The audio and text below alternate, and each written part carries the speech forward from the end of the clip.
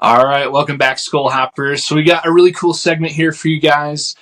You may know him. I would definitely imagine Leighton has a much bigger audience than we do. But in case you're crazy and you don't know about Leighton, we are graced with the presence tonight of Leighton Glodek. Am I saying your first and last name right? Is that right? Yep, got them both right. Yep.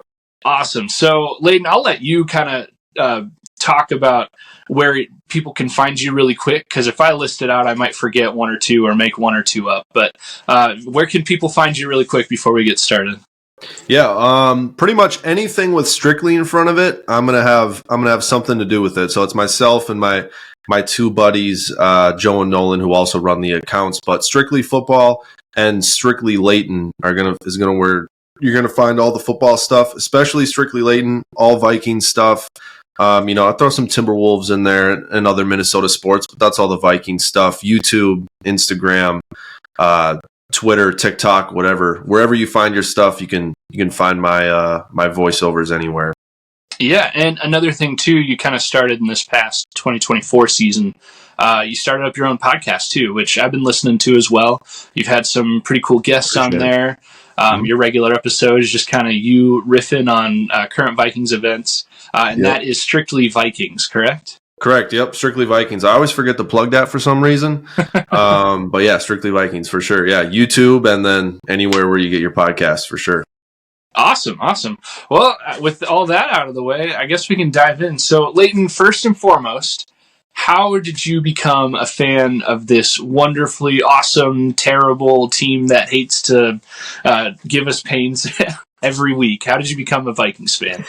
Yeah, I mean, honestly, I wish I had a better story than you, but I born into it. I mean, born in Minneapolis, just became a football fan first. Vikings were my hometown team. Became a Vikings fan. Obviously, I did a little switching around when I was younger, and rooted for different teams. But obviously, Vikings became the passion, and I can tell you about the first. I think the 2009 season is really the first season I remember. So things were off to a great start in my Vikings fandom career, if you want to call it. But I remember the original Minneapolis Miracle against the 49ers. I remember that play. I remember going crazy. And then the only other thing I can remember from that season is losing to the Saints. I can't really remember any of the details. Obviously, I've watched the game back, but losing to the Saints and basically just having my dad have to just deal with me crying all night because I knew we were one game away from the Super Bowl, and I was just trying to comprehend how we just lost and the Vikings aren't going to be going to the Super Bowl. And it was, I mean, what better way to sum up a Vikings fan roller coaster than the 2009 season. I mean, that pretty much just, if you just cram every single year of the Vikings and put it into that season, even this past season, it's like it kind of represents it pretty well.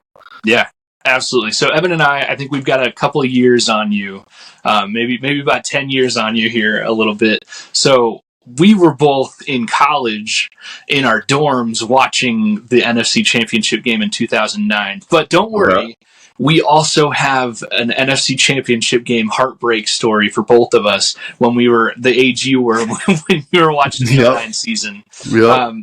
It's a little bit better for me because our listeners will kind of know our fandom story, but I hadn't quite yet become a diehard fan in the 1998 season. So I was saved of that, 9-year-old heartbreak where these superheroes that I love just totally destroyed me. But I feel like every generation of Vikings fans has at least one of those where it's like, this team hates me. And I'm heartbroken. 100%. Yeah, 100%. No forgiveness. Yeah. I would like to point out, Austin, that your reaction to the 2009 NFC Championship game was maybe a little more like an 8 or 9-year-old as opposed to a 19 or 20. Absolutely, and I'm not ashamed to say it. We've been watching it in like a common area of our dorm, and as soon as the final second ticked, maybe even before the game was officially over, maybe right at that interception, I just kind of turned around and went to my room and locked myself away. It was rough. I couldn't even tell you what I would have done if I was like able to comprehend what was going on in the game. If I was that age in my college dorm watching it and I saw Favre throw across his body like that, I would have absolutely lost it. I would have been like, what are you doing? And Kind of the like how best part Paul is, Allen did. It's like Paul Allen summed it up perfectly. I mean, it's literally not Detroit. Like he was playing like it was a backyard football game. It's like we're talking about the Super Bowl here. Where did you guys go to I was college? just about to say, Okay. yeah, Paul Allen. Anytime he says anything in Heartbreak, it's just like my thoughts in words. Yeah. He's like, no, 100%. no. 100%. Where did you guys go to college? So we are both graduates of the University of Northern Iowa. We're Iowa boys. Evan was born and a little bit raised in Minnesota, southern Minnesota for a while. Sorry, Evan, I'm telling your story here. But then he moved to eastern Iowa, where I was born and raised, and that's kind of how I became a Vikings fan, is through Evan here. Gotcha. Yep. So let's transition then to kind of the next question we've got here. What got you started creating sports content? Yeah, so honestly, so my buddies Joe and Nolan, they started this Strictly brand on the basketball side of things. And I went to high school with these guys. We've been friends since high school. I just kind of remained close after high school through college. And I went to Mankato. Nolan went to St. Cloud. Joe went to the U of M. So we all kind of separated for college. Obviously, we're all staying connected through then. And after we all graduated the same year, college the same year. They took Strictly basketball and they just ran with it full time. They were having success doing it, and they were just like, "Yo, let's put our heads down, do it full time, see what happens." And I was always pretty close with kind of what they were doing. I just found it really interesting, and I love their stuff. And I would travel with them. I would write scripts for them. I would basically just do whatever, just out of me just having fun with it. And then one day I was just like, "Hey, if you guys ever want to start a football page, just like let me know. Like I'd be down to run it." And they're like, "Yeah." They're like, "Let's just do it." So, months of training go by and doing it, and Strictly Football was born in November of 22. And at that time, I had a full-time job as a construction project manager out of college. So I was doing the good old 40-20, get off of my job being a construction manager, come home, edit videos. Like it was just constantly. And back then, I sucked at editing. Like I was so slow at it, so slow at writing scripts. So it was taking me like an extra 40 hours a week just to crank out like 3 to 4 videos. So it was taking me forever. But I just kind of had this vision of just like I can do this. Like I have the recipe to take this full time, to do this. And eventually, a year and a half later, it was at a point to where they were able to take me on, and I took it full time. So that's kind of how I got started. And then as soon as I took that full time, started doing the Strictly Football page full time, and I do the basketball stuff too. Sometimes I started doing the Strictly Leighton stuff just with the Vikings, and that was just out of my love for the team. I wasn't making money on that for a very long time, and it was just like I just love talking about the Vikings. I love the videos that I do, so I'm like, let's just throw a couple Vikings videos in there every once in a while. And it took me a little bit to find my niche and just kind of how I was going to do it, but got it going. And I've been doing that account for a little over just about a year and a half now too. So, but it's been great. It's been awesome. Yeah, I can't overstate it enough. If for some reason our listeners, viewers haven't checked you out yet, really any of the Strictly stuff, but I'm a big fan. You've got a really entertaining way of doing the voiceovers with the videos, and yeah, Strictly Vikings. It's a great follow if you aren't already following it. Yeah, I appreciate it. Yeah. So you kind of mentioned in that content creation story that you travel a little bit. I know from listening to your podcast that you had the chance to go down to New Orleans during the Super Bowl. I don't think you were there like for the game. No, it wasn't there for the game. No, but you were there for leading up on Sunday. Yeah. Okay. So tell us about that. What was that like? It sounds like you got to rub some shoulders with some players. There's like a photobomb picture of you with Jets somewhere. It was like? Man, it was unbelievable. kind of just some backdrop on the Super Bowl here. Like the week is starting pretty much Tuesday, Wednesday. That entire week leading up to Sunday is like in the city that the Super Bowl is in is unbelievable. Because I mean, you got to think everybody in the football world, industry, media, whatever it is, agents, they're all there. They're all in that city. And even if you're not, obviously, the guys playing in the game are there, obviously, but they're not out. But then I swear probably it has to be, 30, 40% of the rest of the NFL is there, probably way less than that. But there's so many NFL guys there because they're doing paid opportunities, all this other stuff. And it's all business during the day. And, I go down there. There's not really a lot of media opportunities for myself just because there's not a game. I'm not going to the game. It's just more networking stuff. But it's all business during the day. I got to go to Radio Row. Anyone you could ever imagine in the media world was there. Stephen A. Smith, whoever is there, just walking around doing all their hits, whatever it is. But then at night, it definitely turns into a party scene. And I'd never been to New Orleans before. But man, that's got to be one of the most party lit cities in the entire U.S. I mean, it's unbelievable. Like, I've done Nashville, I've done Vegas, but nothing compares to New Orleans. It's just like it's almost like a raw energy to where it feels like Nashville and Vegas is kind of like manufactured. Like that's how they want you to feel. But like New Orleans is just like people there. It's unbelievable. But yeah, that Thursday night, it was actually my birthday, and I wanted to have a killer birthday. I was like, I got to make this happen. So I show up to a party, and it was Odell Beckham's party. Ask how I got in. My manager does great stuff, and he knows a lot of people, so he's able to just get me on the lists. Like it's not. I mean, these are parties that are just. They're exclusive to a point to where like the general public can't get in, but like if you know someone that's in, you can get in. Okay. So that's how I ended up there, and it was unbelievable. I mean, from Vikings standpoint, Josh Metellus, Aaron Jones, Shaq Griffin, Justin Jefferson, they were all there. I got the opportunity to hang out with them and talk to them. I remember, I'll never forget dabbing up Justin Jefferson when he walked in, and he was there, and I'm just like, whatever. I had some liquid courage in me to say the least as well. So I was just like, you know what, I'm just going to go for it. I just dabbed him up, whatever, said I'm from Minneapolis, just kind of chatted him up. But I think that the biggest thing I took away from that, I kind of blacked out in the moment because I was just like, this is unbelievable that it's happening. He's just a really humble, down to earth guy because like he has no idea who I am.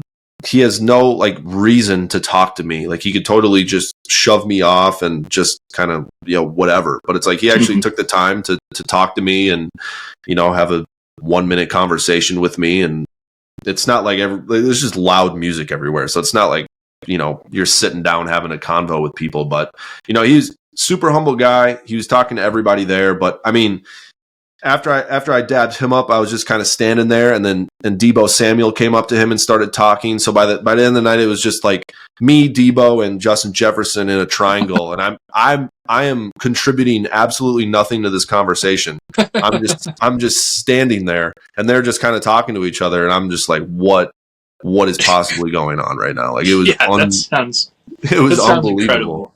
Yeah, it was crazy. I mean, it was a night I'll never forget for sure. And all these guys they're great. And I think I've had the benefit of meeting quite a few athletes just from where I've been at and what I've been able to do. And it's just like, when it gets down to it, they are just normal people, it's like, people expect some grand gesture or something when they see them. And it's just like, they are just like us three. Like they're just really good at sports. Like that's all it is. Yeah, that's really cool. Could we maybe kind of backtrack? You talked a little bit about how you became a Vikings fan. Now that you've been a Vikings fan for a while, what's been your favorite Vikings memory of all time? Man, well, I think the easy one's the Minneapolis Miracle, right? I think that's got to be your guys's, right? It's up there. It's got to be one of them. I think that's definitely one for me. I'm trying to think of another one that like is up there. I think beating the Saints in the wild card round in blanking on the year 19 maybe. I think 20? It was 19. Yeah. 19. I think it was 2019. I think that was like that's probably up there. Vikings were just huge underdogs going into that game.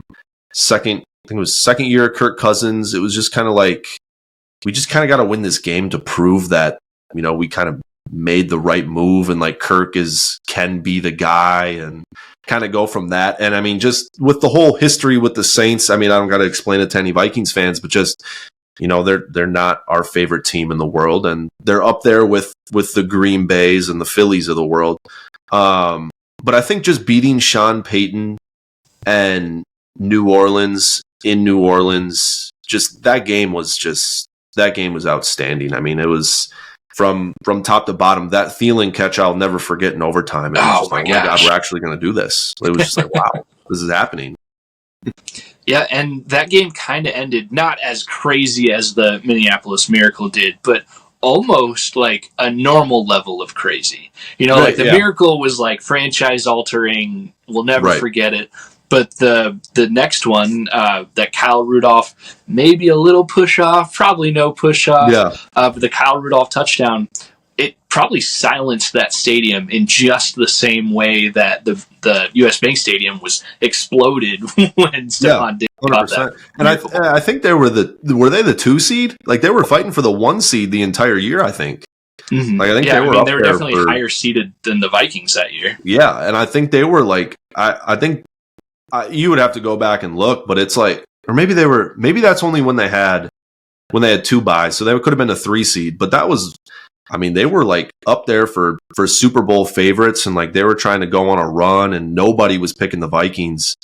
And it was a crazy finish. But how much of a Vikings finish would it have been because that was the one year they could review pass interference. Oh yeah. How much of a Vikings thing would have been if they reviewed it?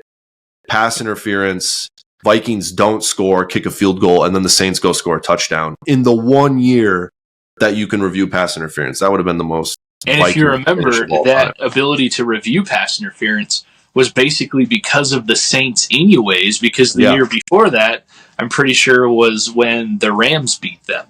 Off that crazy no call that was absolutely a pass interference, but it wasn't called, so... Yeah, absolutely. It's crazy how many things we can say most Vikings thing ever.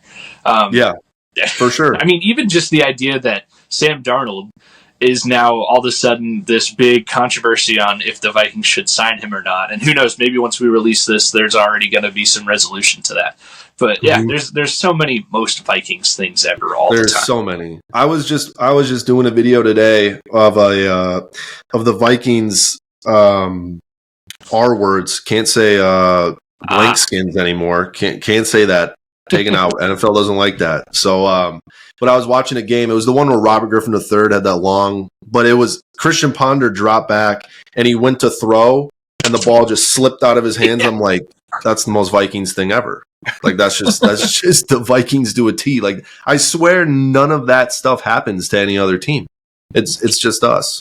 It definitely feels like it. And I saw that video just not terribly long ago. It's funny because you put some hysterical bleeps in there. I thought that was hilarious. Yeah, I just do it for the fun of the game. I mean, it's not like it's. I actually like that name, and I mean, I think that's a conversation for a different time. But I think that whole franchise just needs a rebrand. Like this, I like the football team too. What was your guys' stance on that? Yeah, I liked the Washington football team. I thought it was like the perfect amount of simple and classic, and it was strong and it was good. I liked their uniforms when they had it, just the W on there. Mm-hmm. Commanders isn't awful, but it doesn't really do anything for me. Yeah, their jerseys definitely need an overhaul, though. Not that this is suddenly a Commanders podcast, but their jerseys, it's like they tried to have 4 different kinds of jerseys all at once, and they need to figure something else out. Yeah, they do. 100%. Well, speaking of figuring other things out, last week, the Skull Hop here, we kind of put out a meme question on our socials asking if you could pick any former Viking, and really just any former Viking in their prime, when they were great, when they weren't, I don't know. If you could pick any former Viking and place them on the current team, who do you think you would pick? And I think on that picture that we posted out, we had a few players like Antoine Winfield, Adrian Peterson, Randall McDaniel, and I think Kevin Williams was the other player we had on there. But really, any player, who do you think? Yeah, I mean, Kevin Williams definitely comes to mind. That's like, I mean, if the Vikings can draft a Kevin Williams type this season, I mean, that's like, that is a home run. So I think he comes to mind. He's not like it's not the sexiest pick in the world, but I mean, selfishly, I would just choose Adrian Peterson because just like, why not? I mean, with the offense that we already have, and Adrian Peterson, and yeah, you can make the argument, yeah, we need a better offensive line, but it's like Adrian Peterson just makes up for that because it's just like he's gonna get his yards no matter what. And as soon as you can establish the run, and we obviously know we can establish a run if we have Adrian Peterson on our team, it opens everything else up. Because I think, yeah, you need to build the trenches for your pass game and such. But I think it's more of just like we need to be able to run the ball. And I think if you just put the best running back in the league for that stretch of time on this team, it's like you're going to be able to run the ball and then just hit them with some nasty play action plays and go from there. I mean, JJ McCarthy. Like that was his bread and butter at Michigan. Just the play action, third down passing over the middle. It's like that would be perfect for this team. And that's the sexy pick. But if you gave Kwesi that option, yeah, he's probably picking Kevin Williams or Steve Hutchinson or someone like that. But Adrian Peterson would be a lot of fun. I think my honest answer right now, this team would need a Randall McDaniel over anybody. Yep. One of the best guards of all time. Steve Hutchinson's right up in there. But yeah, I mean, can you imagine Justin Jefferson as the second option to an Adrian Peterson first option? Like that they'd have to mandate that the two players couldn't be on the field at the same time. Like that would be unfair. And then I haven't asked you that question. Who would you add to the team?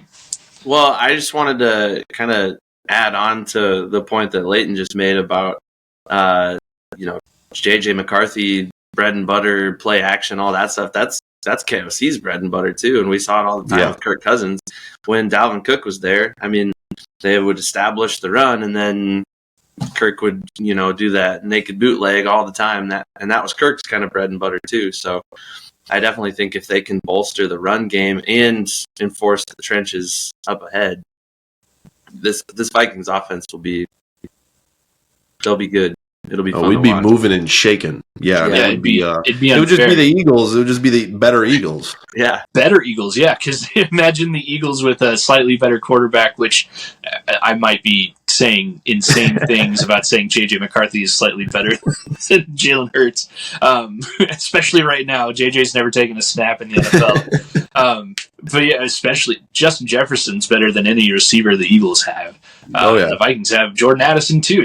It's crazy how that's a insane dream to think Adrian Peterson on this team. That would be insane. Plus, that's what I'm saying. Yeah, you gotta have fun with the hypotheticals like that. It's like, the right pick is a guard or a defensive tackle, but Adrian Peterson, I mean, fun to think about. And did you guys see the deal that Saquon signed? Was it yesterday or today?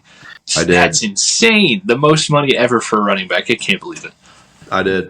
And it's I always think whenever a running back gets paid, I'm just like, I just go back to the Adrian Peterson contract, and I'm just like, that's never going to happen again. Like, that is because what was it? I don't remember how many years, but it was an even $100 million, wasn't it? Yeah, let me look it up. Yeah, it was an insane amount of years. It was 7-year, $96 million. Yeah, that we'll never see that for a running back unless the salary cap reaches like $500 million or something. The cap would have to go crazy. Yeah, well, it's just even committing to a running back for 7 years is just would be mind-numbingly stupid unless they are Adrian Peterson, because it's like and that was running after back is like you. Literally, Adrian Peterson is probably the only running back to blow out a knee like he did, and then just come back like nothing happened, or like he got better after that happened. So it's like committing to a position like that is just crazy to even think about. The craziest thing about that is Adrian Peterson tore his ACL, technically only missed one game, and then came back and all he did was run for 2,000 yards. Yeah, it was more than his ACL too. I think he tore like his entire leg up. Like it was, let me see this. I'm going to look it up because it was a torn meniscus and a torn ACL. Yeah. So, I mean, it was just, he blew his entire knee up. Yeah. Actually, crazy story.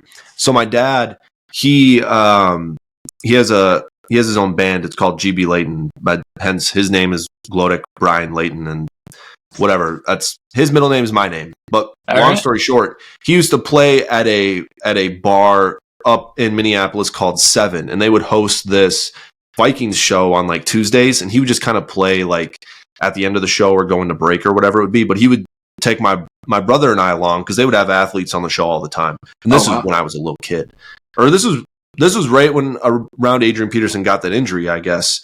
But Adrian Peterson was going to be on the show the next week, and my brother Elton and I were absolutely ecstatic because I mean he's our favorite player on our favorite team, best running back in the league.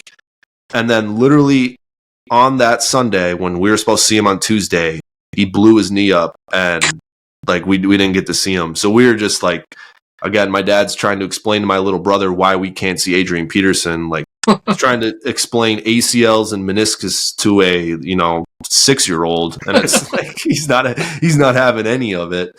But I mean, it's obviously that's me being selfish, but it's just kind of a crazy coincidence that like we're just about to take a picture with him. But yeah, it would have been just nuts.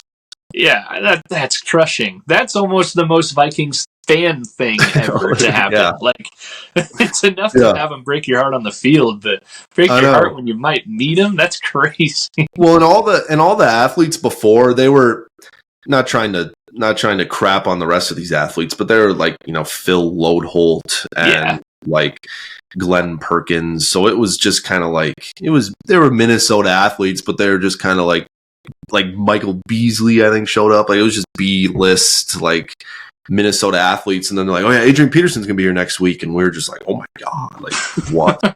Let's go!" That's insane. It was nuts. Well, Evan, you got anything else before we start wrapping things up here? No, I don't. All right. Well, so let's get your guys' stance on what do you think is going to happen. Free agency is what, like 5 days from now? What do you guys is Sam Darnold actually going to come back? Man, so we just talked about this on our last episode here, and Evan cut me off if you have a better idea. But I think it would be crazy, like insane, for the Vikings to sign Sam Darnold. He's worth another contract. He is proven to be a good starting quarterback in the NFL, and I'll be happy for him when he gets his next contract. But I mean, the Vikings are halfway through a 2-year plan here, and the next step is, thank you, Sam Darnold, but now we've got JJ McCarthy, and that's how it should have been regardless of JJ's health last season. Should have been let him learn and then take over in his second year. So if the Vikings sign Sam Darnold and don't trade him, that's the only reason I'd be okay with them signing him again, is if they had a good deal and traded him. Right. I'd be pretty upset if they'd signed him for another year to be the starter. That'd be crazy. Yeah, I'm wearing my Sammy D shirt somewhat ironically, just because I know the writing's on the wall. I really think he's gone. I'm pretty sure Tom Brady and the Raiders are pretty interested in him. I know he's talked with Brady and Pete Carroll. So I think. Yeah, like I said, the writing's on the wall. I think it's a foregone conclusion. Sam Darnold will not be a Viking next year. I think the only thing Kwesi might have been holding out hope for was, could we tag and trade him? Mm-hmm. And I don't know that that's a viable option at this point either. So I think he's gone. Where he ends up, I'm not really sure, but yeah, I'm JJ McCarthy all the way. Let's get that guy in and get him rolling and see what he can do. What do you think, Yeah. Leighton? Yeah. Yeah, I mean, I think I agree with you guys. I think it's the same. I think it's the same situation as Kirk Cousins last year. It was like the Vikings got a price, and someone else is going to blow that price out of the water. Whatever team it is, Raiders, Titans, whoever it is, and Sam Darnold's going to go chase the money, which is smart because I mean, I was just doing research the other day. He's made $60 million in his NFL career, which is a lot of money. Like let's not get it twisted. But when you can make like half of that in a year, you got to go take that money. Like you can't just be like, yeah, you got to go take it. So yeah, no, I think he's gone. But I think a perfect way to wrap it up is like, wouldn't it be the most Vikings thing ever if he just came back after everyone's freaking writing him off and is ready to go for JJ McCarthy? It would just be the most Vikings thing ever. Yeah, and it would, because they would sign him. He'd be the starter probably, because you can't just take that job away from him after last year. And then it'd be $30-ish million a year, maybe a little more. And it'd be great until he threw his first interception. And then you'd hear the JJ chants. And then his second interception, you'd definitely hear it. And then the Vikings would be in a tough spot because theoretically they've got a big financial commitment to one guy and another draft commitment to another guy. And I just feel like the Vikings are too smart to put themselves in that rock and a hard place situation. Yeah, 100%. And that's what I've said too, is that the level of expectations when you're getting paid $10 million versus 30 to 35, they're completely different. So it's like the season you had last year, you got to one up that. And I honestly don't know if Sam Darnold's capable of one upping what he did last season. I mean, I'm sure he is in some sort of fashion, but at the same time, if he just repeats what he did last year, it's like it's going to be kind of underwhelming. Well, and to have a Pro Bowl season and then not win a playoff game, like that would be pretty disappointing. Yes. Anywhere 100%. he goes, he's not going to have the supporting cast on offense, I don't think. And he's not going to have the defense. He's not going to have that Brian Flores super exotic flying out of every corner of the backfield type of defense that we see from Brian Flores. So, yeah, I don't know that he's going to replicate what he did this year at all. I don't think he wins. I don't know if he can win 10 games. Anywhere else. So, but I think having said all that, guys, correct me if I'm wrong, I think all three of us are Sam Darnold fans. Yeah. I think we'd be happy for him no matter what, unless he goes to a rival team. Like if he went to the Packers, which they're set at quarterback, but we'd boo him every time. But I mean, if he goes to the Raiders or the Giants or something, wherever he goes, we're fans of him. We want him to be successful, if not against the Vikings, So yeah, 100%. Yeah. All right, Leighton, we kind of started by talking about stuff that you're into, stuff you're up to, but really quick before we wrap it up, where can people find you? What do you want to plug? Anything else we missed? Yeah, I'm going to start with Strictly Vikings this time because I always forget it. Anywhere you get podcasts, Strictly Vikings. We got some cool guests that come on. A little slower right now just because it's the off season, but free agency starting next week. Drafts in, we still got 2 months till the draft, which stinks. But yeah, a lot of stuff coming up there. And then Strictly Leighton, Strictly Football, Strictly B-Ball, Strictly Minnesota, anything Strictly in front of it. Instagram, TikTok, YouTube, wherever you get your stuff, we are there posting pretty much every single day. So yeah, I appreciate you guys having me on. It was a good time. Skull Vikes. I hope Monday is as exciting as I'm getting antsy for. Just I hope there's a lot of signings. I hope there's an answer at quarterback. I'm getting antsy about it. Yeah, it'll be a long weekend for sure. Again, thanks, Leighton, for coming on. We appreciate it. Open door if you ever want to come on again. If you have things to say that you haven't already said everywhere else that you talk, you're welcome to come on anytime. We loved having you. It was a blast. Evan, anything else before we wrap up? No, thanks for coming on, man. We appreciate it. Yeah, 100%. Thanks for having me. Yeah. All right. Well, till next time. Skull. Let's go.